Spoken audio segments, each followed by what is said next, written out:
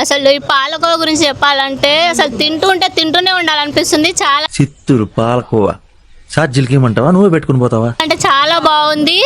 మీరందరూ ఎవరు? మీరు ఎప్పుడైనా మా చిత్తూరు పాలకోవా తిన్నారా? సార్ మీకోసం మేము తీసుకొచ్చాము. జస్ట్ ఒకసారి ట్రై చేసి ఇది ఎలా ఉందో మాత్రం చెప్పండి మీ రివ్యూస్ ప్రకారం. సార్ టెడ్డీ ఇచ్చేటెడ్డి వాళ్ళకి